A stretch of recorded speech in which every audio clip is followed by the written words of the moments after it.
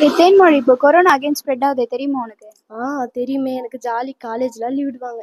Jolly தான். ஆனால் corona வைரஸால எவ்வளோ பாதிப்பு கூட இருந்துச்சு. ஆமாம், லாக்டவுன்னால நிறைய பேர் பாதிக்கப்பட்டாங்க.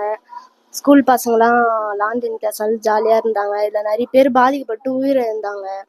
சரி, COVID-19 என்னன்னு தெரியுமா? அது சார்ஸ் கோவிட் வைரஸ்ன்னு சொல்லுவாங்க, கொரோனா வைரஸ்ன்னு கூட சொல்லுவாங்க. இது எங்கே ஸ்டார்ட் ஆச்சு? இது சீனால தான் முத ஸ்டார்ட் ஆச்சு. 2019 ஸ்டார்ட் ஆச்சு. ஆனால் இப்போ ரீசெண்டாக 2025 நிறைய பேர் கொரோனா வைரஸால பாதிப்படைகிறாங்க.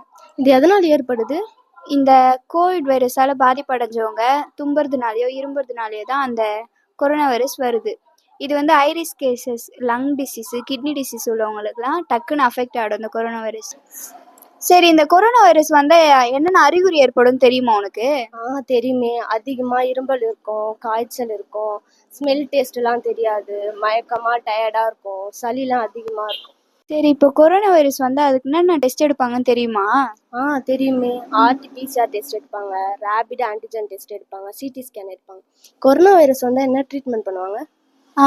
அந்த கோவிட் வந்தால் ஃபஸ்ட்டு கோவிட் வந்தவங்களை தனிமைப்படுத்தி வைப்பாங்க.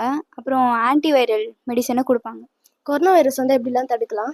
இது தெரியாதா உனக்கு? COVID-19 தடுப்பூசி போடுவாங்க, முகக்கவசம் அணிவாங்க, சமூக இடைவெளிட்டு இருப்பாங்க. சரி, கொரோனா வைரஸ்னால என்னென்ன பிரச்சனை வரும்? பிளட் கிளாட் ஆகும், ரத்த உறைதல்லாம் ஏற்படும், ஹார்ட் டிசீஸு, கிட்னி டிசீஸு, நரம்புலாம் நிறைய பாதிப்படையும். தேன்மொழி, COVID-19 பற்றி தெரிஞ்சுக்கிட்டியா? தெரிஞ்சுக்கிட்டேன். கொரோனா வைரஸ் அகைன் ஸ்ப்ரெட் ஆகிட்டு இருக்கு. எல்லாருக்கும் சேஃபாக இருங்க. பக்கத்தில் இருக்கவங்களுக்கு கொரோனா வைரஸ் பற்றி சொல்லுங்க. தேங்க்யூ.